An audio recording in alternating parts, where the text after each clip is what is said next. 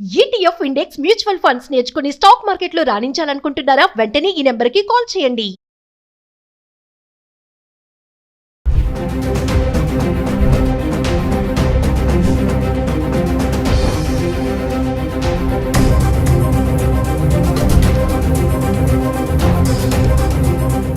Welcome to Suman TV.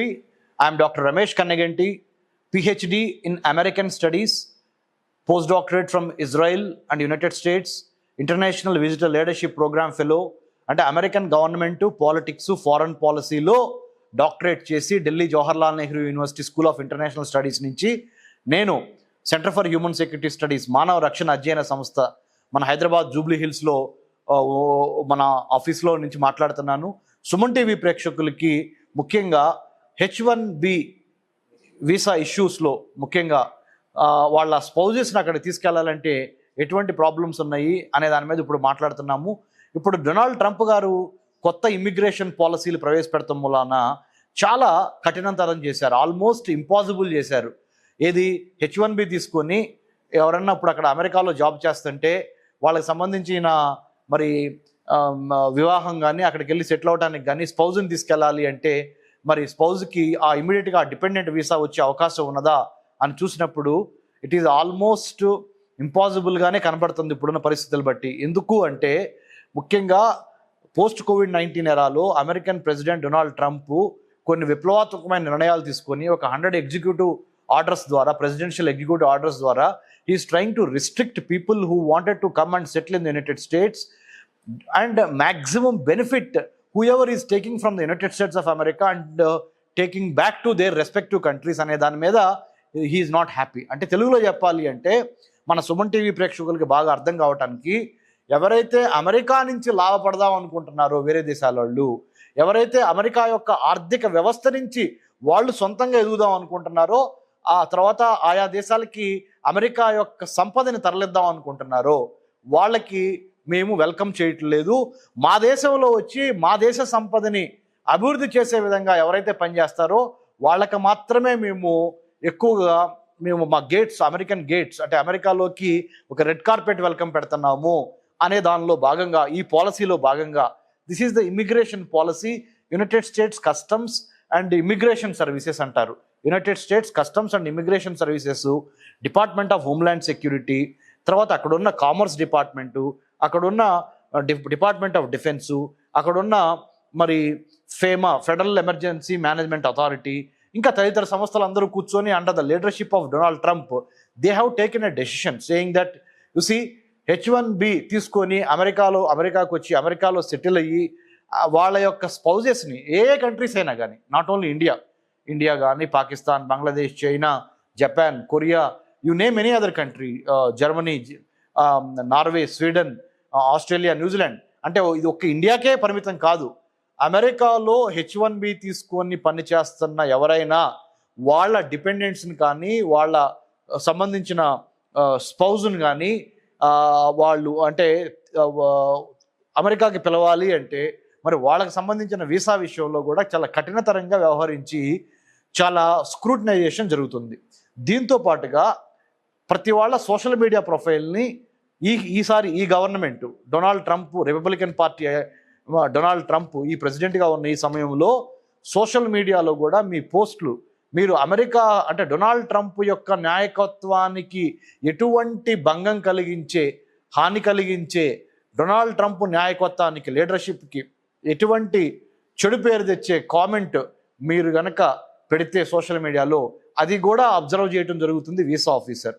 So hence therefore it is extremely important that whoever wants to go to United States of America on a visa, F1 visa, L1 visa, M1 visa, H1B visa or spouse dependent H1B dependent visa, whatever the visa you wanted to go and settle in the United States or work in the United States or study in the United States or B1 B2 business visa, my humble appeal is American government is watching over your social media comments and posts, whether you are politically in tune with the policies of the present day government of the United States of America, that is Donald Trump. కాబట్టి ప్రస్తుత అధ్యక్షుడు యొక్క మనోభావాలకి, రాజకీయ భావాలకి దగ్గరగా ఉండి దానికి తగ్గట్టుగానే ఎవరన్నా ఉంటే వాళ్ళకి వీసా ఇచ్చే ఛాన్సెస్ ఎక్కువ ఉంటున్నాయి. కానీ లేకపోతే అమెరికాలో సెటిల్ అయ్యి అమెరికాలో ఉన్న స్టూడెంట్స్ని కూడా వెనక్కి పంపించే మార్గం ఇప్పుడు కనపడుతుంది. Who ever is not in favour of Donald Trump's policies or ideologies or thought leadership. So this particular thing you have to keep it on mind while you are applying for a visa. So it's not only about how much of money you have in the bank account that will decide whether you get a visa or not, how many credits, degrees or knowledge, skill, attitude or science, technology, engineering, mathematics and medicine వీటితో పాటుగా అంటే in spite of all this అంటే you have merit in all this, but still why many people are not getting visas? Many people come and ask me, sir, నా bank అకౌంట్లో కరెక్ట్గా డబ్బులు ఉన్నాయి sir, నేను B1 B2కి అప్లై చేశాను, నేను only 2 monthsకి నా పేరెంట్స్నో లేకపోతే నా స్పౌజ్నో లేకపోతే నా కిడ్ గ్రాడ్యుయేషన్కు అమెరికా వెళ్ళాలనుకుంటున్నాను, because my kid is like my daughter my son is getting a wonderful degree, a graduate degree. I want to attend the graduation ceremony, but unfortunately visa slots are not available and I am not able to go and witness one of the important aspects of my life, my dream, that my dad or my mom or my daughter or my son is getting some scholar, some kind of award there or getting a degree there. So I am not able to attend the graduation ceremony degree of my children. What should I do, sir? This is the query that many people ask me. Simple reason is now the present government under the leadership of Donald Trump is making it sure that you are not able to get all that what you want.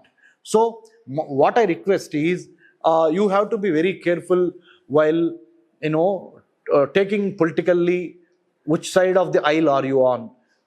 Number one, అంటే మీరు Republicans సపోర్ట్గా ఉన్నారా, Democrats సపోర్ట్గా ఉన్నారా, లేదా మీ దేశంలో అంటే మన ఇండియాలో మీరు ఎటువైపు ఉన్నారు, ప్రతిదీ it matters. Your background check, your social media accounts and your academic degree, your merit.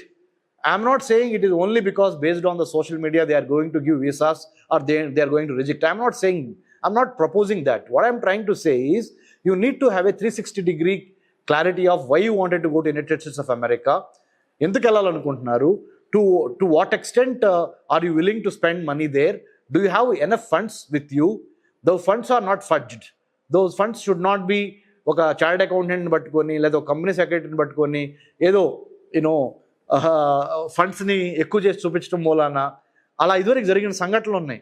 So ఇప్పుడు జరగటానికి కుదరదు, ఎందుకంటే అమెరికన్ లా ఎన్ఫోర్స్మెంట్ సర్వలెన్స్ ఎక్కువైంది వీసా ప్రాసెసింగ్లో కూడా, వీసా డెలివరీ, వీసా అవార్డ్లో కూడా. So better be honest, transparent, better be you need to have a genuine cause why you wanted to go there and when you wanted to come back to India, what is the purpose of your visit, everything it has to be calibrated.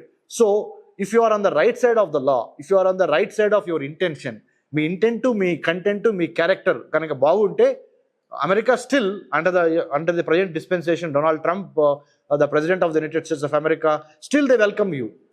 But unnecessarily మధ్యవర్తుల మాటలు నమ్మి, తెలిసి తెలియని మిడిమిడి జ్ఞానంతో ఉన్న overseas consultants మాటలు నమ్మి మీ visa ప్రాసెసింగ్లో తప్పుడు డాక్యుమెంటు, రాంగ్ డాక్యుమెంటు, తప్పుడు డేట్స్, తప్పుడు ఫైనాన్షియల్ స్టేట్మెంట్స్ ఇవ్వటం మూలాన మీరు శాశ్వతంగా అమెరికా వెళ్తానికి బ్యాన్ అయ్యే అవకాశం ఉంటుంది. So better be careful, because once you leave our country, మన జన్మభూమి వదిలి వేరే దేశం మీరు వెళ్ళినప్పుడు, మన జన్మభూమి భారతదేశం నుంచి మీరు ఆ దేశంలో ఉన్నప్పుడు మీరు చేసే ప్రతి పని మన జన్మభూమి యొక్క ప్రతిష్టను పెంచే విధంగా ఉండాలి కానీ తగ్గించకూడదు. You are the ambassador of India once you go abroad. So you got to conduct yourself with a lot of transparency and honesty to reach your destination. If your dream destination is the United States of America, that too for a good cause and a great cause, to build bridges between the oldest democracy, that is United States, and the largest democracy, that is India.